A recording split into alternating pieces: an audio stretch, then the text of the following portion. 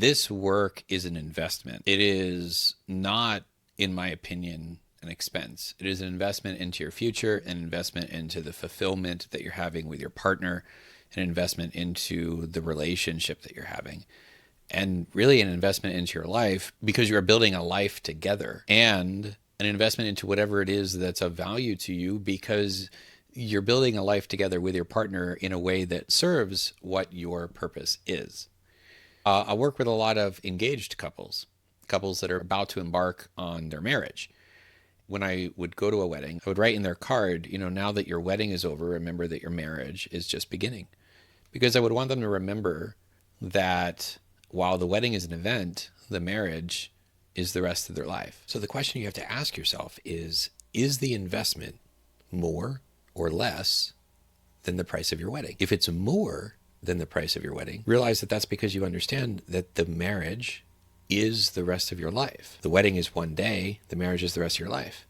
It makes sense that the investment in this ought to be more than the price of your wedding. And if it's less than the price of your wedding, realize you're basically getting a discount on the rest of your life because, well, you spent a lot more money on a single day and you're getting this for the rest of your life. Let's just say that I charge $100,000 to work with you and your partner. You want to be together for 50 years.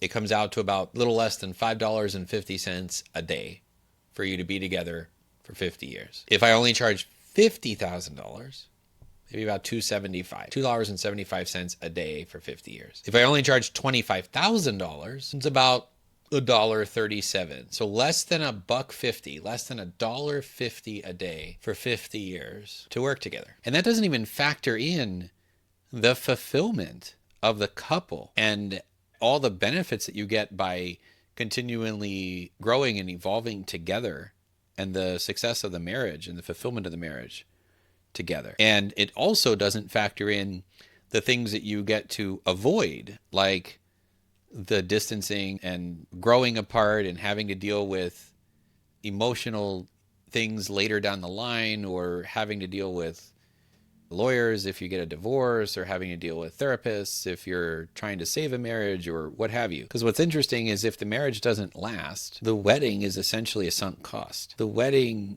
meaning it's money that you spent that you really didn't need to. Versus if you invest in what I do here, you're mitigating the risk of the marriage not lasting. You're doing things that address the risk. A marketer friend of mine that was like, hey, there's no real pain when the couple is doing really, really well. And I said, well, I'm elevating the couple from great to extraordinary. And I get where he's coming from. But in a sense, I'm in a risk mitigation business by helping you. You don't buy life insurance after you die. You buy it before. I mean, people say, yeah, but we all know that we're going to die.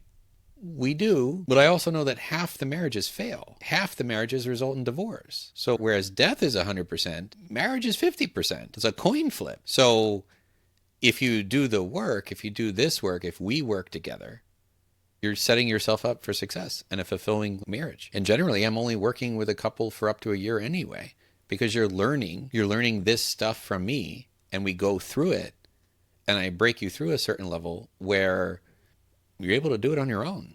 I'm not requiring you to stay plugged into anything that I do after that. You're more than welcome to if you want. You can come back around. You're never left alone. You have me as somebody who supports the marriage. When you look at the investment and you look at it in comparison to all the things that you get by doing it and all the things that you avoid by doing it, and relative to the wedding, it's a great deal in my opinion. Oh, but Tom, we already spent a lot of money on our wedding. Yeah, I get it. Okay. So you got a marriage. Don't you want the cost of the wedding to actually have been worth it? Look at how many couples that get divorced actually throw another full-on wedding when they get remarried. Very few, because they learn. So if you're willing to throw $30,000, $40,000, $50,000 at a wedding, why not invest it in the rest of your life when we work together? If you have any questions about this, you can put them below.